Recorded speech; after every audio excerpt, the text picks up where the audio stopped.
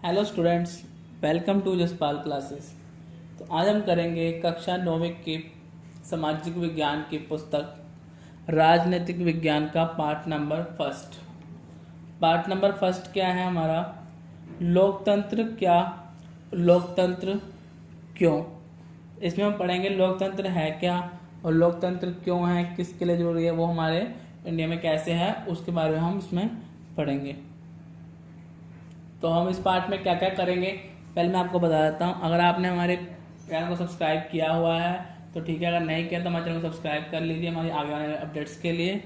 ठीक है, तो अगर आपने हमारी पहली वीडियोस देख रखी होंगी अर्थशास्त्र की, जो हमने पार्ट्स करवाए थे उसमें जो लेसन्स, उसमें हम क्या करवाते हैं, पहले कीवर्ड्स और क्वेश्चन आंसर भी हम सारे मैं क्लियर करवाता हूँ। ठीक है, अगर आपने हमारे चैनल की वीडियो देखी होंगी तो आप जाके हमारे चैनल पर देख सकते हैं। तो हम इसमें क्या करेंगे मैं आपको बता देता हूँ।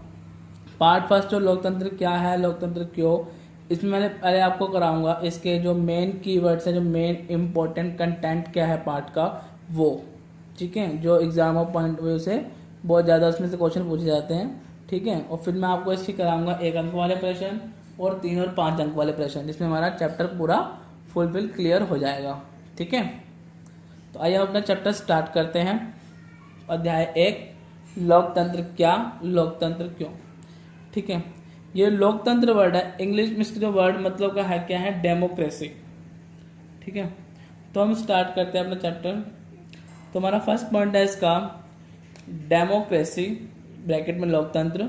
यूनानी शब्द डेमोक्रेशिया से बना है, यानी जो डेमोक्रेसी वर्ड है इसका मतलब क्या होता है, लोकतंत्र। ये किस वर्ड से बना है, डेमोक्रेशिया से। ठीक है, तो पहले मैं आपको बताता हूँ लोकतंत्र होता क्या है। लोकतंत्र एक ऐसी व्यवस्था है जिसमें शासकों का चुनाव जनता करती है। शासक मतलब जो राजा, जैसे हमारे देश में जो सरकार है उसका चुनाव हम वोट डाल के जो चुनाव जनता करती है। ठीक है, उसके बाद एक शासक चुना जाता है। ठीक है, उसे क्या बोलते हैं हम, लोकतंत्र, और जो लोगों के लिए कार्य करती है सरकार। ठीक है, तो जो इसमें वर्ड आ रहा है डेमोक्रेसी, तो इसका मतलब भी लोकतंत्र ही होता है। अगर आपको क्वेश्चन एग्जाम में डेमोक्रेसी से पूछा जाए या लोकतंत्र से पूछा जाए तो दोनों सेम ही हैं। और ये यूनानी शब्द है, डेमोस का अर्थ होता है लोग और क्रेशिया का अर्थ होता है शासन। ठीक है, तो उसी से बना है लोगों का शासन, लोकतंत्र। इस प्रकार डेमोक्रेसी अर्थात लोकतंत्र का अर्थ क्या हुआ, लोगों का शासन। तो हमारा नेक्स्ट क्या है इसमें, लोकतंत्र। लोकतंत्र क्या है, शासन का वह रूप है जिसमें शासकों का चुनाव जनता करती है, जैसा कि मैंने आपको बताया। ठीक है, अब जो इसका नेक्स्ट पॉइंट है बहुत इंपॉर्टेंट है। इसमें क्या है, लोकतंत्र ऐसी सरकार है जो लोगों की हो, लोगों के लिए हो और लोगों द्वारा बनाई गई हो। ठीक है, तो ये लोकतंत्र की डेफिनेशन है अब्राहम लिंकन के अकॉर्डिंग। अगर आपको इसका क्वेश्चन आता है कि अगर अब्राहम लिंकन के अकॉर्डिंग लोकतंत्र की परिभाषा लिखिए, तो उसमें ये लिखेंगे। इसमें क्या कहा गया था कि जो सरकार कौन सी, जो लोगों की है और लोगों के लिए काम करे, लोगों द्वारा बनाई गई हो। लोगों द्वारा बनाई गई मीन्स की वोट डालकर चुनी गई हो। ठीक है, लोकतंत्र निष्पक्ष और स्वतंत्र चुनावों पर आधारित होता है। जो लोकतंत्र उसमें क्या होता है, निष्पक्ष रूप से किसी के पक्ष में न रहकर, और स्वतंत्र आज़ादी से चुनाव पर आधारित होता है कि वोट डाल के इसका जो अपना शासक चुनते हैं लोकतंत्र में। ठीक है, और लोकतंत्र में हर वयस्क नागरिक का एक वोट होता है। यानी वयस्क नागरिक यानी जो वोट डालने का अधिकार किसको होता है, इंडिया में 18 वर्ष से अधिक के आयु के लोगों को सबको वोट डालने का अधिकार होता है। ठीक है, वो इसमें बताया गया है। अगला हमारा नेक्स्ट है लोकतंत्र सरकार संवैधानिक कानूनों और नागरिक अधिकारों के आधार पर ही काम करती है। यानी संवैधानिक कानून बनाए गए हैं और जो नागरिकों के अधिकार है उनके हक में रहकर ही काम करती है। ठीक है, चीन की संसद को राष्ट्रीय जनसंसद कहा जाता है। इस संसद को देश का राष्ट्रपति नियुक्त करने का हक है। तो ये चीन की संसद को क्या कहते हैं, राष्ट्रीय जनसंसद। तो यहाँ से भी आपका एक 1 मार्क का क्वेश्चन बन सकता है, तो ये भी एग्जाम में पूछ सकते हैं। ठीक है, नेक्स्ट है चुनाव लड़ने से पूर्व सभी उम्मीदवारों को चीनी कम्युनिस्ट दल से मंजूरी लेनी होती है। वहाँ एक कम्युनिस्ट दल है, चीनी कम्युनिस्ट दल है। ठीक है, उससे मंजूरी लेनी होती है और सरकार सदैव कम्युनिस्ट पार्टी की ही बनती है। ओके, और थर्ड पाकिस्तान का भी इसमें पॉइंट ऑफ व्यू दिया हुआ है जो एग्जाम में, ये हमारा मेन कंटेंट है, उसका पॉइंट है पाकिस्तान में जनरल परवेज मुशर्रफ ने अक्टूबर 1999 में सैनिक तख्ता पलट की अगुवाई की। तो इसने कब की थी, अक्टूबर 1999 में, ये वो बताया गया है। इसमें से भी एग्जाम में क्वेश्चन आपका पूछ सकता है। ठीक है, अब हमने ये तो सीख लिया कि लोकतंत्र है क्या। अब लोकतंत्र की मुख्य विशेषताएं क्या हैं, ठीक है। तो पहला पॉइंट है इसका, प्रमुख फैसले निर्वाचित नेताओं के हाथ में। जो प्रमुख फैसले होते हैं वो निर्वाचित, जो मतलब जो चुने गए नेता होते हैं उनके हक में होते हैं, ठीक है।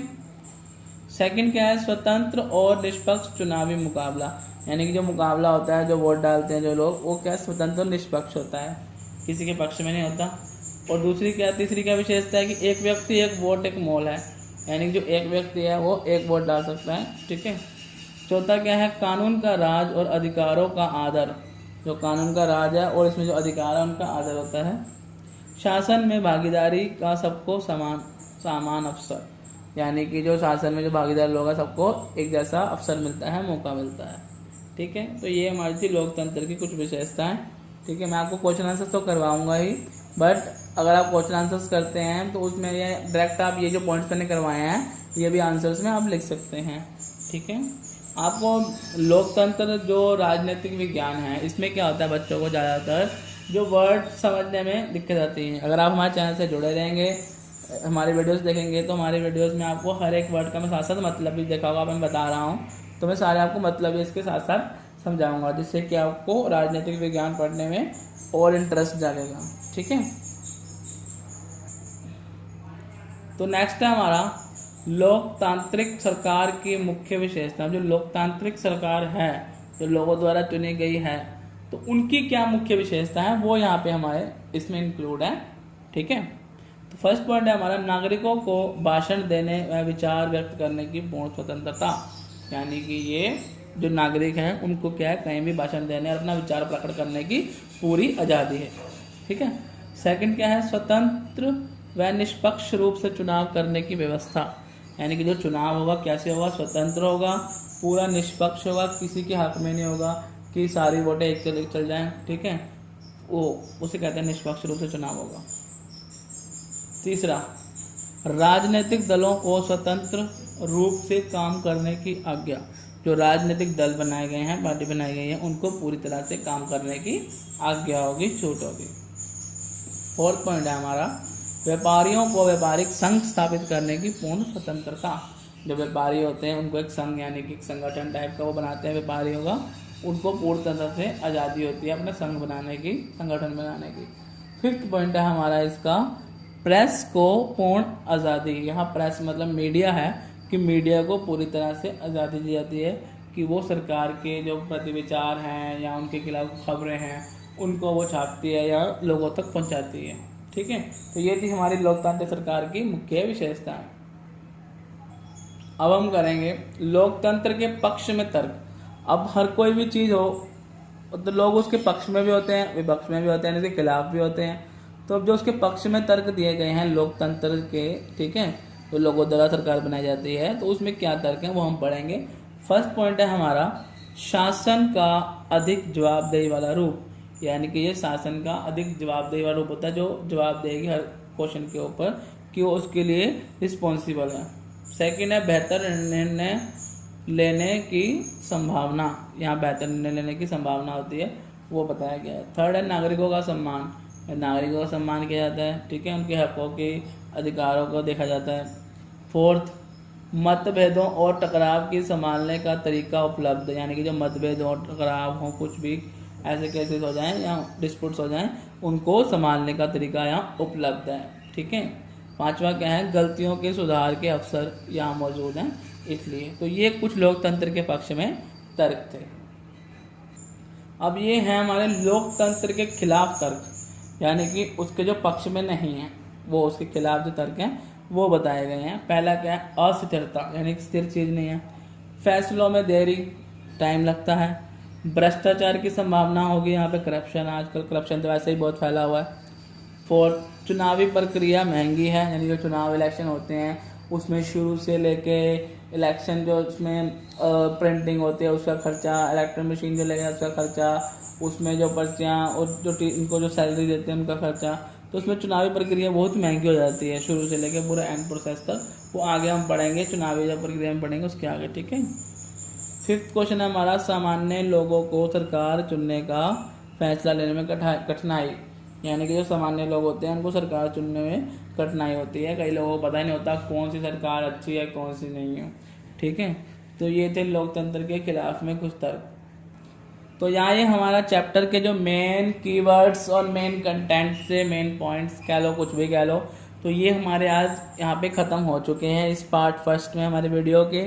ठीक है, तो जैसा कि आप यहाँ देख रहे हैं 1 अंक वाले प्रश्न, ये हमारा जो वीडियो का नेक्स्ट पार्ट 2 आएगा वो आप ज़रूर देखिए, उसमें हम कराएंगे आपको 1 अंक वाले प्रश्न, और पार्ट 3 में हम कराएंगे आपको 5 और 3 अंक वाले प्रश्न। ठीक है, तो आपने हमारे चैनल को सब्सक्राइब नहीं किया है तो कर लीजिए। अगर आप हमारे इसके अगला पार्ट और आने वाली वीडियो को देखना चाहते हैं तो पहले हमारे चैनल को सब्सक्राइब कर लीजिए एंड शेयर कीजिए।